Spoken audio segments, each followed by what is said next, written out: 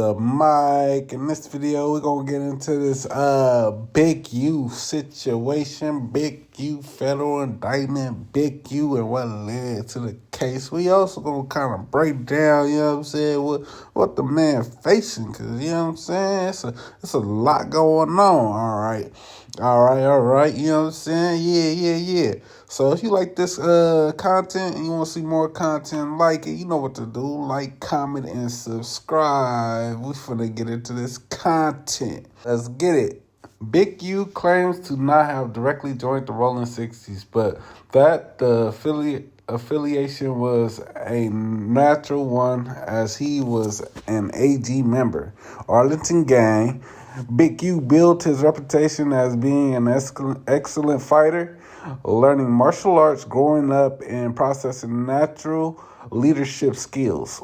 When Chili Capone died, he became the next leader of the AGs. As the years went on, AGs in the Rolling 60s became one. Damn, that's crazy. So, you know what I'm saying? Yeah, he one of them guys for real. You know what I'm saying? Look how he's styling and profiling. You feel me? Is that a cell phone? Karate school for us with our family. So when we'd go places, dudes ask me where I'm from, I'm telling them Arlington. Immediately, what is that? Oh, we're going to show you where that. Where that's at, what street? Now we tell them where it's at. Oh, y'all from 60s. All right, yeah, fuck it. You got a problem with 60s? And so we just take it down. Sheesh, that's interesting right there. The AGs wasn't always 6-0s, huh? Then they just became 6-0s because, you know what I'm saying? Guilty by affiliation type shit. You know what I'm saying? I mean, look at Big U with the jerry curl though. Like, that boy got a snout on him. Goddamn, boy. Like, boy. That Big U out here thugging with the jerry curl dripper. You understand me? You remember the time?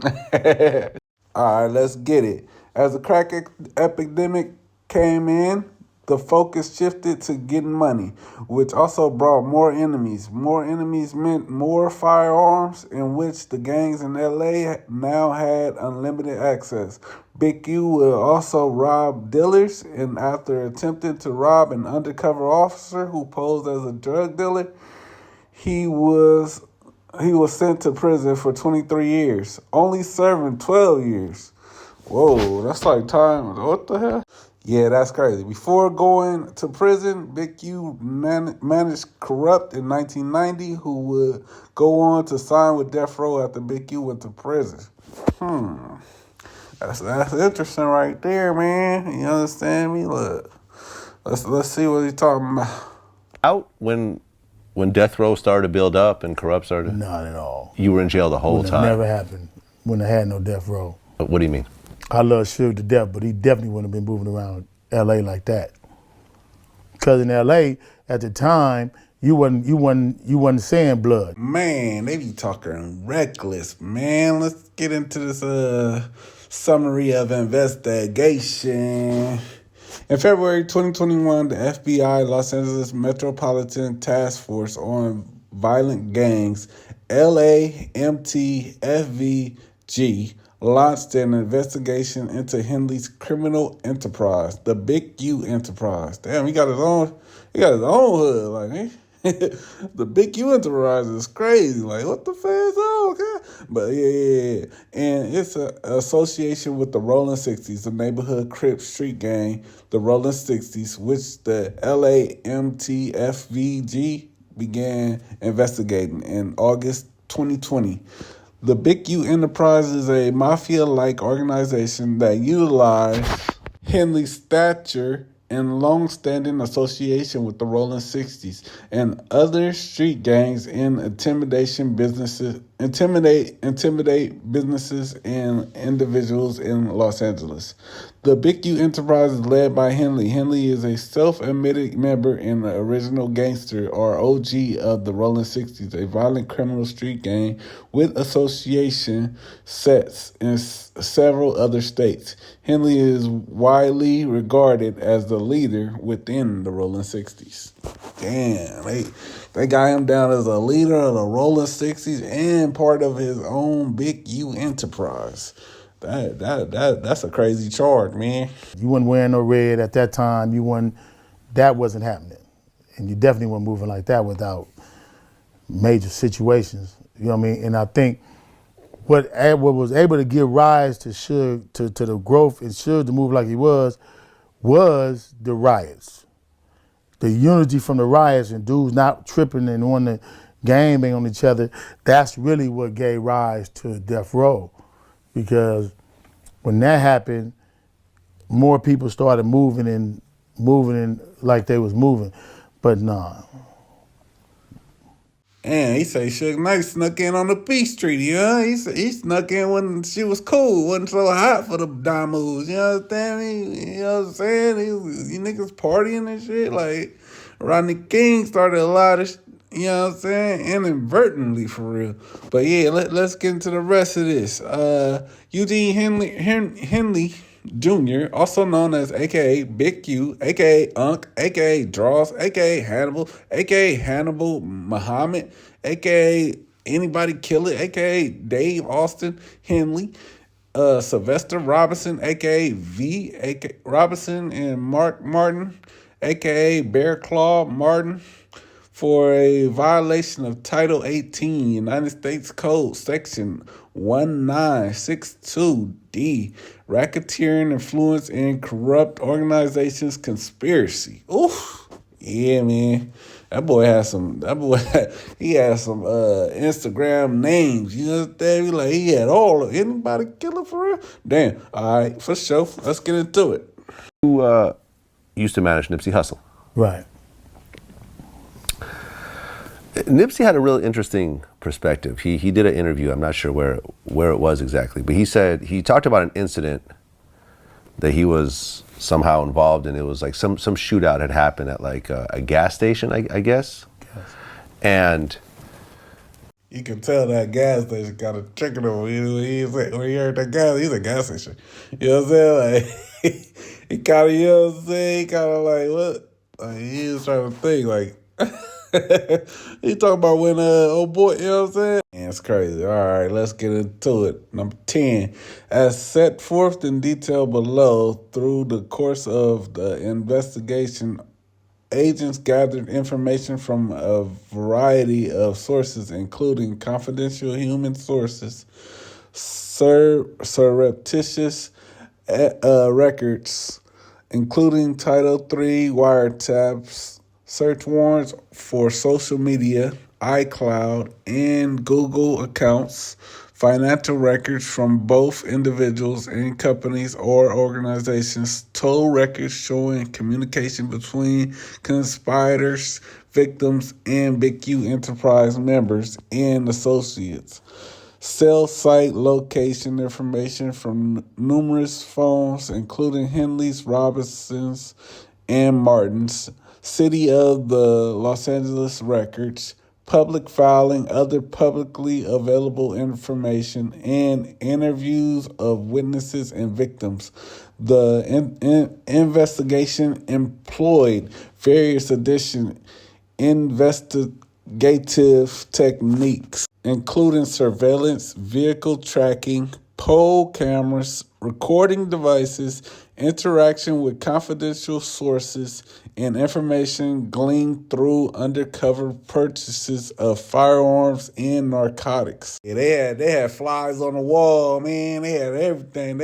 They went all out for this. They went went from the polls to the motherfucker. They had the Google, the iCloud, everything. Man. He came home and like his mother, grandmother said, "Oh, were you involved in that?" He said, "Oh, no, I wasn't." But they had video footage of the whole thing. And he said he saw over the next few weeks, all the homies started getting arrested and everything else like that. And he realized that at that point, the way he had been doing things is no longer going to work. No. Because of the cameras and because of the level of surveillance. And he said something interesting. He said that the older homies who never had these cameras and this level of, evidence that could be used against you, were guiding the younger generation in a direction that was unintentionally going, in the wrong place because they just didn't know. So you're taking advice from the older generation, but now you have all this new technology that's working against you, and he realized that at that point he needs to sort of switch up his mentality. Right. Do you agree with that? I don't know where he said, I don't know where he was going with it, but I can agree that different areas and different people have. So it's a bunch of dudes that's OGs. Like, it's crazy. But because of where it's structured, it's not me, because of where it is, there's no real structure. But yeah, you would, to even go through the stuff that we went through when we was younger, before the cell phones and these cameras on these blocks, and get away with it. Right. You could get away with damn near anything back in the day. It's ridiculous. I mean, if you think about, you even take it back 100 years, where you could shoot someone and move to the next town over. Change your name, shave your beard, and it was over. You would never get caught, and then fingerprints, then DNA, then video cameras everywhere, and cell phones. But that don't stop people. I mean, you don't think it slows people down a little bit? When you mad, you mad. Yeah. If you upset and you on your thing, you mad because you going. Yeah. Now, it may stop that dude who's not really serious about it, but it's not gonna stop somebody who, if they going, they going. And they really ain't caring in that moment about no cameras, and I've seen it happen. I ain't gonna lie, that part sounds kind of like the Eric Holder and Nip situation right there. Like, he said, if you mad enough, you gonna do it regardless. Cameras or whatnot, you don't care. Like, nigga, you gonna do your do. You feel me? But yeah, man, let's get up into this paperwork. 11. The United States District Court of the Central District of California organized multiple Title III wire and electronic interception orders for telephones being used by certain subjects of the investigation, including Henley, Robinson, Martin, and Zaire Mitchell, a.k.a. the Brick Baby. The court also authorized the interception of audio and visual nonverbal conduct via closed-circuit television, CCTV, through the installation of video and audio bugs in a location. Oh, they had it bugged up. They had the spot bugged up, and they was just going there, spilling their guts. There was some sort of situation that happened, some sort of shootout with you, Nipsey, LAPD, something. No, that was what was that? 7 years ago, 8 years ago. Yeah. It wasn't no shooting. It was where the police was shooting. Yeah. And it was a family dispute. You know what I mean? And that's what happened. Families had disputes. You know what I mean? And that's my little brother. You know what I'm saying? I love him to death. We just did the whole little tour. But I mean, it was like any and everybody else. Sometimes you have a dispute and you got to get understanding. We come from a place where that happens. You know what I mean? And like I said, if he got a problem, I got a problem. And if I got a problem, he definitely gonna have a problem. Yeah. You know what I mean? It's just like, shit, you might hear about me and my sons having problems, or me and my kids, me and my wife. It's the same thing. Oh, man, I definitely remember that situation, you know what I'm saying? Big U pulled up with TD, Tiny Draw, you know what I'm saying? Tiny Draw put hands on Nip, yeah, stand me. Black Sam shot in the air, then the police pulled up and started shooting at Black Sam. Black Sam had to skedaddle and get up out of there. Luckily, they missed, you feel me? Because they could have killed Black Sam for real. He ended up going to jail after that. Him, Big U, and a couple of others, you understand me? But yeah, man. Yeah, man. That's an inside story right there, you understand? Not too many know that, you understand me? But at the end of the day, man, it's unfortunate for real. All right, let's get back into this. Paperwork. In addition, DJ Vlad also expressed shock at the allegations against Big U, which he denied. In fact, Vlad claimed that Henley alleged he was never a part of the Roller 60 neighborhood Crips gang. At the center of this RICO case, he also suggested that snitches and the spread of incriminating evidence on social media is what possibly led to this. Not any specific media coverage. All these statements line up with Adam 22's response to similar accusations, claiming that No Jumper has nothing to do with this case. The outlet's name reportedly appeared various times in the indictment due to Brick Baby previous work with them. Work with who? No Jumper? I hope it's No Jumper for real. But yeah, man.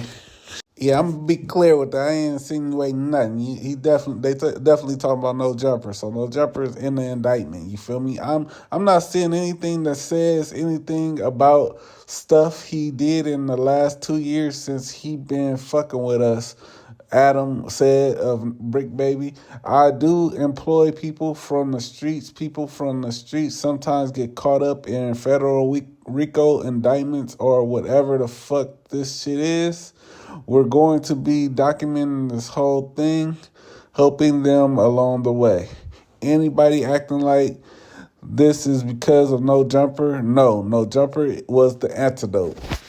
See, right there, I agree with Adam because he gave people chances, but he also say he's giving up anything that the federal feds won't. You feel me? So he could be liable of giving up information, you know what I'm saying, pertaining to stuff that Brick Baby may not want to be said, Loose Cannon may not want to be said, or Big U may not want to be said, you know? So, yeah, man, it's a dangerous game, bro. And, you know, Adam, we always get this culture vulture type thing going on. So, you know what I'm saying? Like, he on the tight line right now. He trying to balance, you know what I'm saying? Should he keep it the same or not? But yeah, man, let's hope for the best in this.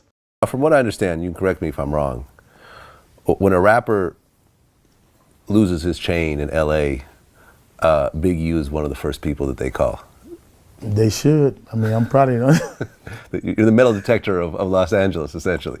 I've been instrumental in helping people get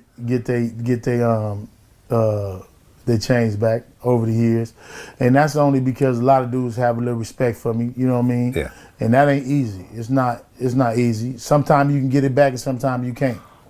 You know what I mean? There's been situations where it's like it's different situations. It's like can't get it somebody back. might pull up and they don't, and you just not.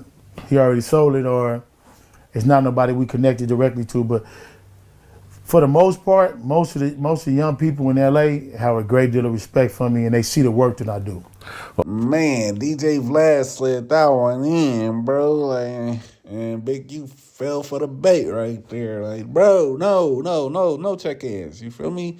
All right, let's get into this paperwork, man. Let's get back into this paperwork. Henley and the Big U Enterprise are widely known for requiring a check-in for out-of-town entertainers or gang members in Los Angeles. As Henley described in the docuseries, if I don't answer the phone, it can be death for someone else. Everywhere there's someone like me, and you can't put a monetary value on his touch in hip-hop. After more than 3 decades as a Rolling 60 member and several years managing famous hip-hop artists, Henley was widely regarded as an original gangster or OG. In the docuseries, record artist Andre Young, a.k.a. Dr. Dre, explained that it is very helpful to have an OG who can clear the streets within operating environment. Henley instituted the concept of the check-in when hip-hop artists and other celebrities visit Los Angeles. Sheesh. Yeah, man, you can look into some of my previous videos. I did a video of PNB Rock, man. He felt like he was too big for the program and felt like he shouldn't have checked in. And as you can see right there, you can go watch that video, and that outcome was unnecessary and unheard of, for real. But, you know what I'm saying, if he would have checked in, probably somebody would have told him not to go to the Roscoe's on Manchester. You're supposed to be on Pico somewhere, you know what I'm saying? You're supposed to be in the Pico area. Manchester and Maine, that's not the Roscoe's the celebrities go to, for real. For a little bit. He was on Def Jam, got off Def Jam. Now I meant to ask, LA was the first town that I ever heard created that check-in law. Where did that ever come from? Well, I don't know if it was checking in, because it was more like I had I mean, I don't like to digress, but I'm going to have to digress for a second. You're just reminiscing a little bit. Reminiscing a little bit. For cultural purposes. Right, there you go. It kind of go back to, I had a crew we used to kidnap. That's what we did. You know what I mean? That was how I made a living. You know, I did the little dope thing and traveling around the country. My whole thing was taking it. And we had a crew we called the Body Snatchers. You know, we still live to that today, but you know, that was our thing. So if you came to the city, in any city, and you're not moving right, then you need to check in. When I come and I move in different cities, I check with people, you know what I mean? That's just respect. Absolutely. And I mean, it just got to the point to now where almost any city I go in is dudes that kind of live like me, look like me, think like me, so I check in with them. So explain extortion to us. Would the rappers really be getting extorted by the gang members? I don't know. Be honest with you, because now it's like, for instance, you got homies that's really like, that really come up banging 60s from every set that don't have to do nothing for nobody unless they choose to. And like I got the homies, Lil Baby, Gunna, and all of them coming up. They don't have to check in with nobody. And you know, going from Lil Baby, Gunna, Nipsey, them and other dudes that's coming up right now, if they hit a city, if they got a problem, we're going to all have a problem.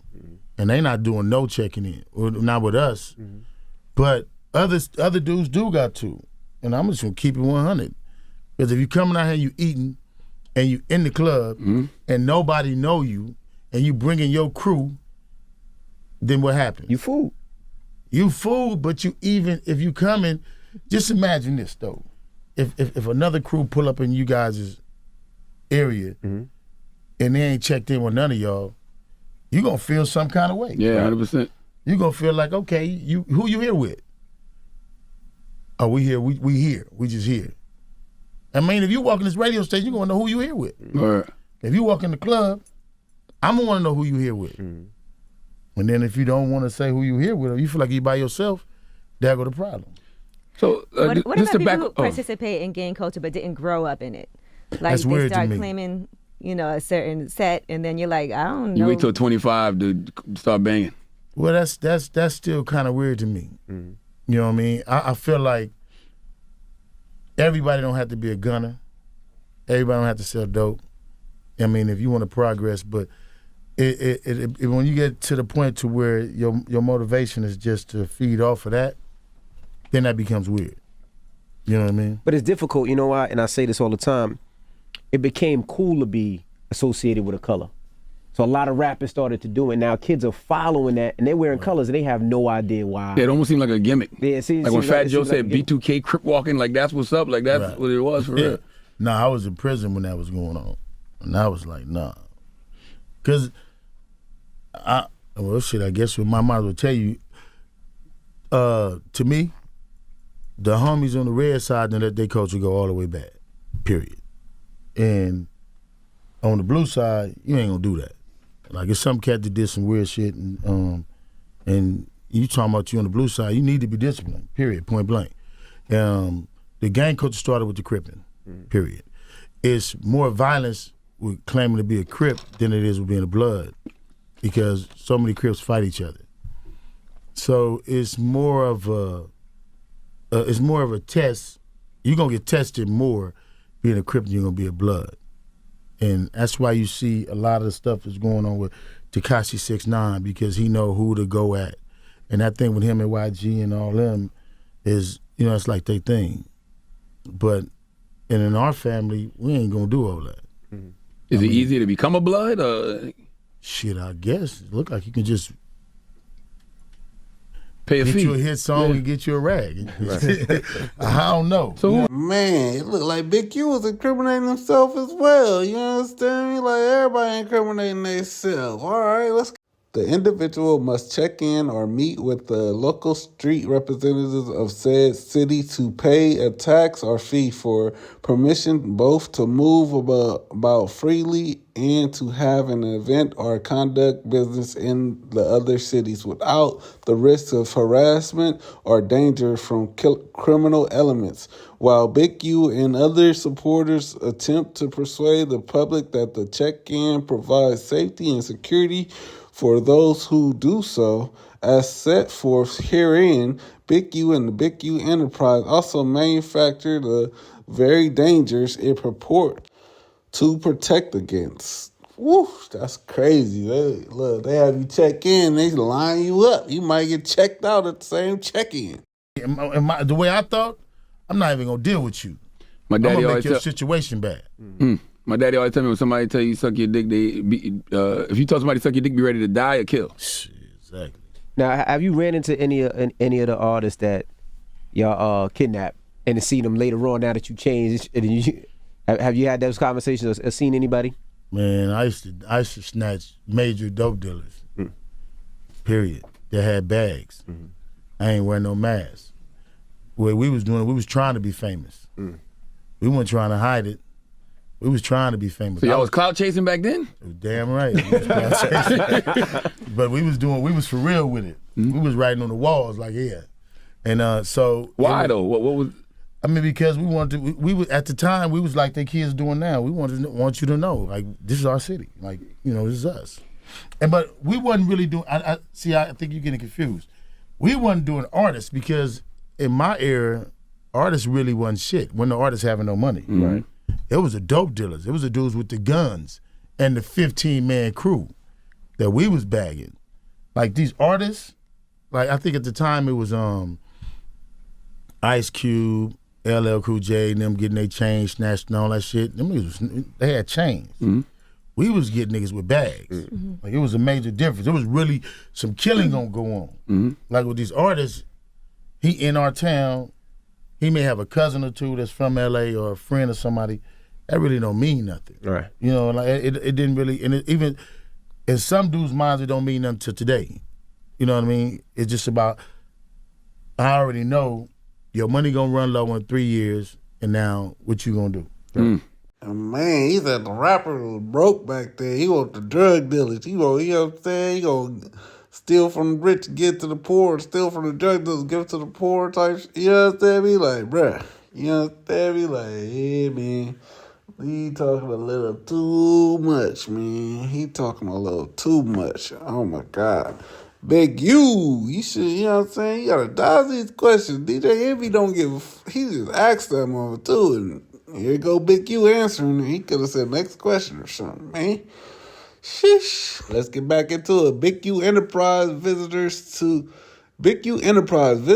Los Angeles are at risk of violence. Big U has also provided examples of individuals who do not check in with him until it's too late, such as the rap artist Quando Rondo, you know what I'm saying, whom Big U discussed in another interview, who was later targeted in a murder for hire plot where his associate was killed.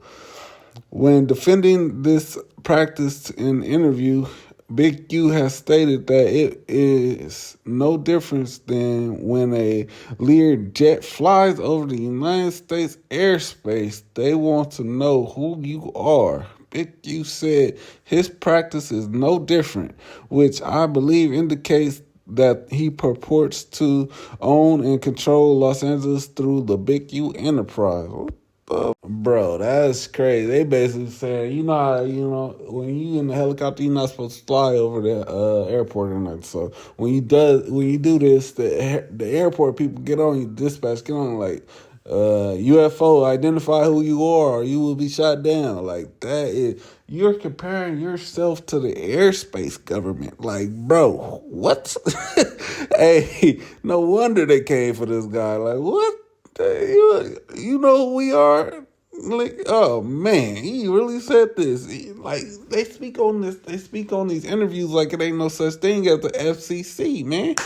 That's the federal communication. You know what I'm saying? They checking every interview, everything that touched the net is on here. You know what I'm saying? You go on, that's the feds. I don't know where that is now. We did it at Paramount Studio. I ran into a kid who did the recording for us. Oh, the engineer? Yeah, engineer. And he Like, was, what happened to all that? Yeah. yeah, no, he said they gaffed it. Right. The family and all that got it. So I don't know what they ever do it because our relationships ain't what it is.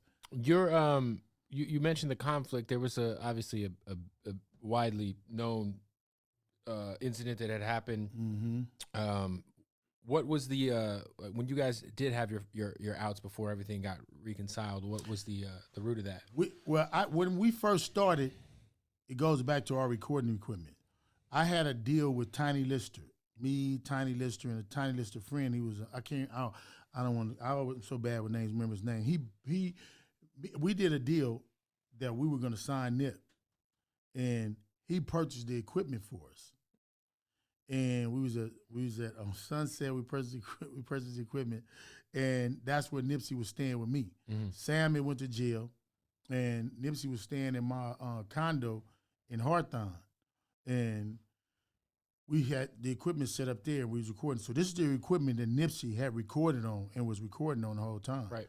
And so once we had went our different ways, I wanted to use the equipment when I decided to come back because of this other kid, but where Nipsey had the equipment was in the downtown studio, and you could only get there at night, or you couldn't go in after 10 o'clock, or they were penalized. I'm like, bro, let's just move it on 43rd, because I had a place on 43rd. Mm-hmm. And he was cool with that, but then it was conflict in the hood between him and some of the other little team. Right. And I can't go into that. I won't ever go into that. Of course. I don't know it. So, you know what I mean? So then it kind of like went bad, and he made a diss song. I asked him about it, came and checked him about it.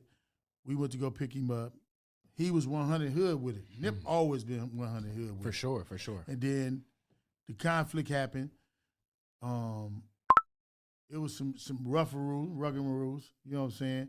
And we all went to jail. And that night, Nip didn't go to jail. Just me and his brother and a couple of homies went to jail. We got out that night. Nip called me. I met Nip the next night. I met Nip and Sam the next night at the African restaurant on Fairfax. The very next night. Like after whatever had happened that we heard Sam about. Sam got out. Mm-hmm. Sam had to bail out 2 days later or something like that.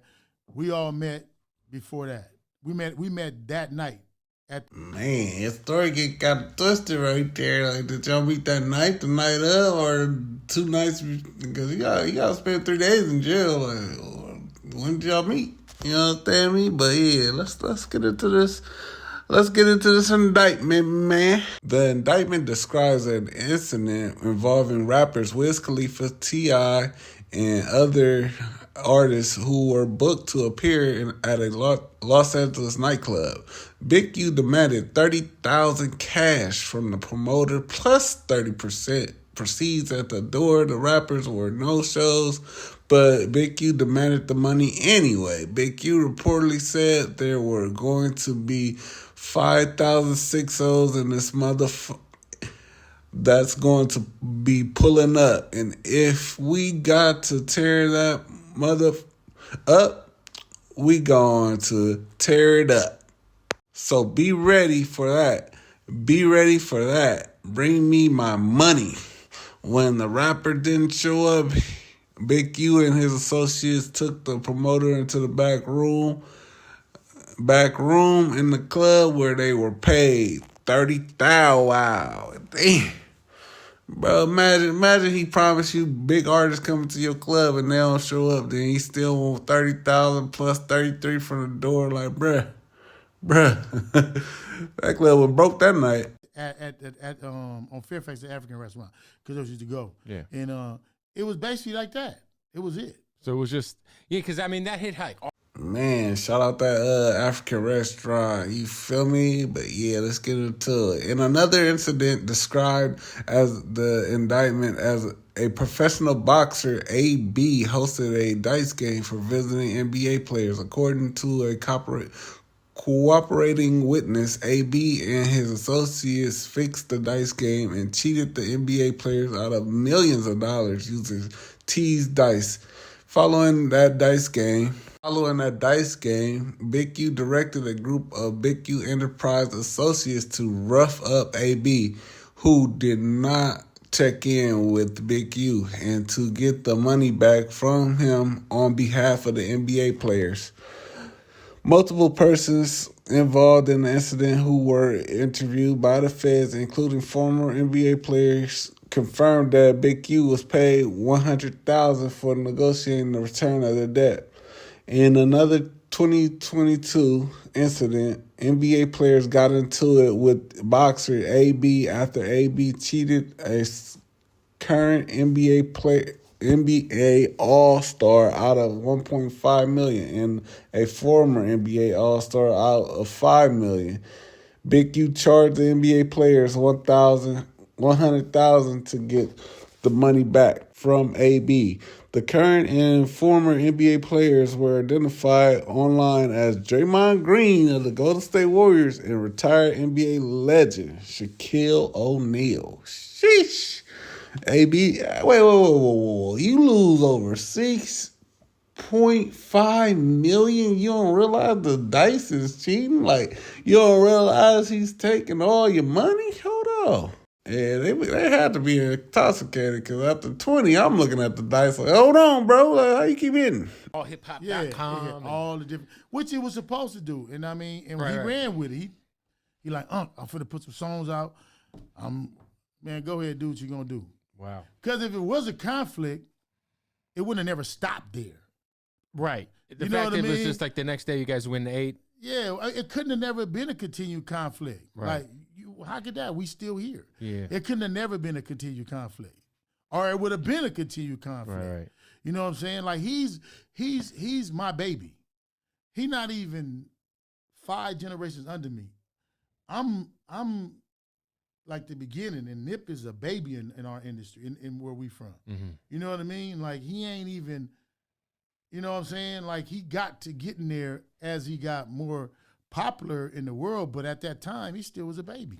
Yo, I wanted to ask you, because someone like Nip, like, I feel like is, you mentioned earlier, kind of the diamond in the rough, right? Yeah. Like, not everybody has the state of mind that he had, that, Not at all. you know, the way that he did everything with purpose and intention. You know, like, was he always like that? Did you kind of know that about him from like the whole time? I really kind of think he got that from his family, like his brother.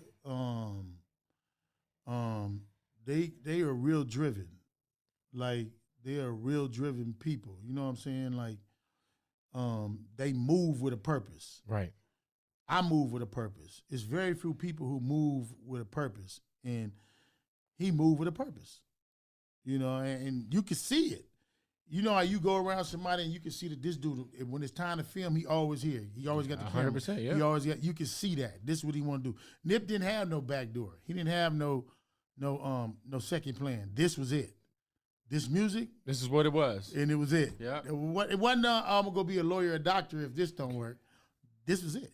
Yo, he passed away, and then you had organized or helped organize, like, it was like a day of unity Mm-hmm. in your neighborhood that, you know, I really wasn't aware of, like, the historical context of it. Head had to break it down to me because, Yeah.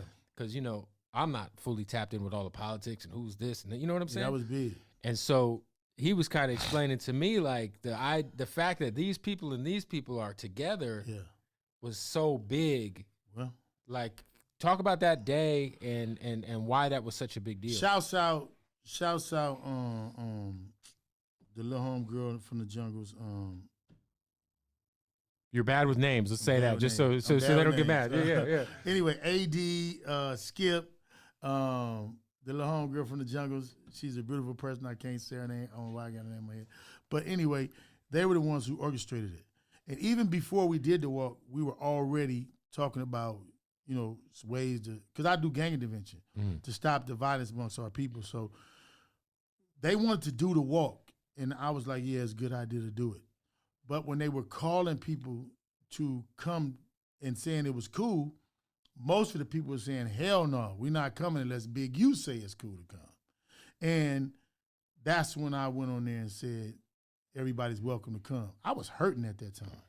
You know what I mean? Of course, that was right And, after Nip had passed. That was yeah, days later. It was days later, and I was hurting, and it was crazy because my whole family was hurting, my kids was hurting because they know Nipsey. They know Nipsey from coming to sleep at our house. He lived in our house on 103rd, and then when he got his check, that's when he graduated from there, and he was like a brother. He was like a big brother to my daughter, right, and my 14-year-old, and he was a big brother to my son. My 21 years in college, he posted him all the time. So it was crazy that it had happened, but the Unity Walk was so necessary because he had reached such a different pinnacle in LA with all gangs that dudes from every set want to come pay respect. You know what I mean? And we wanted to facilitate that. You know what I mean? And it was so beautiful, man. And I'm so glad that I was just a part of it. And I was able to make that happen. Because that was great for LA, man. That was great for our souls. You know what I mean? Right. To see some dudes we had been fighting with for years. Yeah, because is it almost take an event like that to happen? I'm not specifically talking about Nip's death, but something of that magnitude to happen to kind of, because it's hard to tell someone to stop going to war with somebody if their uncle died or their brother died. Yeah, you know what I mean? Man, because it was a lot of backlash on our side. It was backlash on our side, other gang sides, because dudes who still, like you said, will feel a certain way. So it was a call that was made, and people came, and they still had to go back and like, man, these dudes are enemies still. Ooh. So, and with understanding that people lost fathers, uncles, cousins, you got to respect that. But that day showed that we could find a way out. And that was our mission when we first started with Nipsey. I had to take you back to that. And the reason why a lot of gangs respected him is because I made sure we didn't diss nobody. In the beginning of his music, I went through all the videos, watched all the signs on the wall. No, blot that out. No signs dissing nobody. I made sure my homies didn't put up nothing disrespecting nobody. If you look at them videos, that was all me. You know what I'm saying? And then, of course, Nip grew into that. Of course. Because his first music was Rolling 60s, Bullets Ain't Got No Name, whoop, whoop, whoop, whoop, and, and we cleaned all that up. You know what I mean? And the man is a beast. I don't know, man. Some of the story ain't sounding right to me. You're like, okay, you know what I'm saying? Y'all had dinner that night, but I don't think y'all, you know what I'm saying, right back at it like you was before, you know what I'm saying? Shit went left. You feel me? So, shit, you gotta take this part of it, you know what I'm saying? Like, he's saying a lot, but saying a little at the same time. He's trying to make it happen like it wasn't nothing really going on, but it was definitely something going on. You feel me?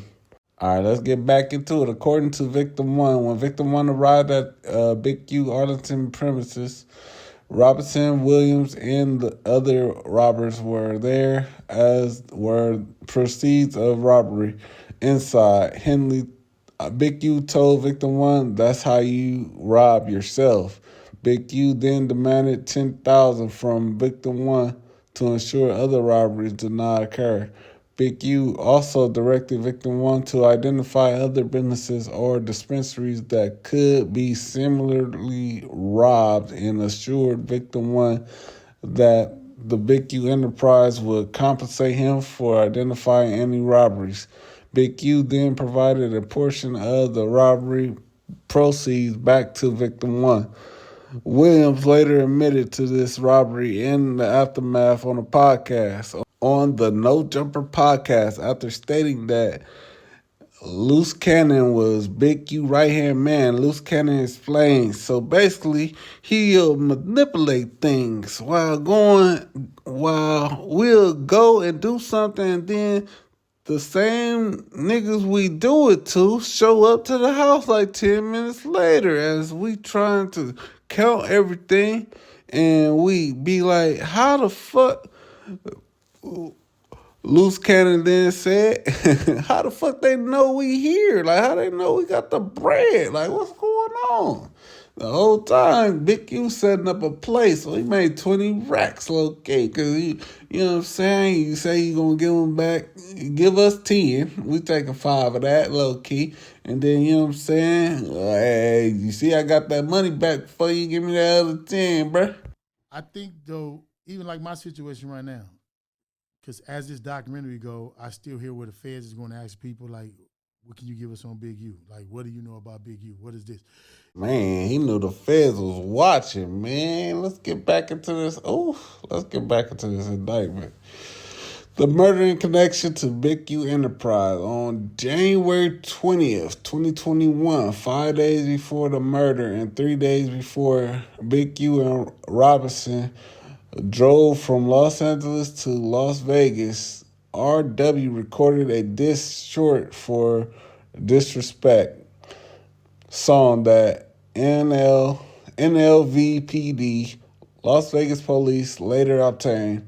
In it, RW rapped about the person who had the money, that RW would be shot in the face for thinking shit funny, and referenced a .38 revolver with no trace. I'm kind of confused right here. Did he rap his demise, or did he? That's what he did to him. Like, which one was it? Did he rap the demise and then it happened to him, or did he say this in the track and then it happened to him, or did he not say this in the track and this what happened? You know what I'm saying? Oh shit, I don't know, man. I wasn't there, man. Long live the guy. And in light of in light of what's going on in the Capitol and them rushing the Capitol, it's crazy that I still get calls from people that's in prison and saying that they coming and asking them, what can you give us on Big U? Like, I've been home 17, 16 years. I do gang intervention, and I have to have a relationship with gang members to do gang intervention. To help your community. If I don't have a relationship with gang members, how can I call 1,000 gang members to be able to come to this Nipsey thing? Mm-hmm. You know what I'm saying? But I am still being pursued to this day, right now. I got a call not too long ago, some of my partners saying that they was asking, what can they give them? We can help you. So Big U had a heads up off that. He could have cleaned up the backyard if he wanted to. You feel me? Like, bruh, you had time to clean the backyard. You know what I'm saying? 2021, it's 2024 right now. 2025 when you got caught. You understand? Damn. All right. Back to the indictment, man. Based on my knowledge of this investigation and conversation with others, I believe that in the diss song, RW was dissing Big U, referring to Big U as the bro that make some money, and that RW may get shot in the face for thinking his lackadaisical use of the studio and general representation by unique music is funny. RW was shot days later in the face, apparently, with a revolver like a .38 that left no shell casings. It is unknown whether Big U heard these lyrics prior to the murder or after the murder. Man, murder on the indictment is crazy, man. Rest in peace to that guy, man. That's crazy. I don't know, man. You think he did it? Like, how are you looking for something? Like, I thought the fact of crime was, let's catch him doing what he's doing and not going back looking for something 30, 40 years ago, because they trying to do a RICO, from my understanding, on the hood. So I got to be scared to say if I'm even affiliated with the hood. Wow. You understand what I'm saying? Like, we got to be careful on what you say now. But this is what you looking for. Like, and you see them doing this stuff. Man, this indictment is crazy, man. It's crazy, bro. It's just too much going on. They life might change for the long run, for real. Let's get back into this indictment. I'm an unalive, period. I am going to unalive him, as Robinson explained to the surreptitious recording. When Big U got out, he said, "I'm the toughest nigga here. Here's my body of work to prove it. And you know, I'm the only nigga still unalive niggas today. You niggas retired. I didn't. They understand that." Sheesh, That is a cold statement right there. Yeah, man. If you like this content, you want to see more content like it, you know what to do. Like, comment, and subscribe. We trying to push to 100 subs, man. Just 100 done. We just need 100 done. You feel me? Yeah. Let's get it.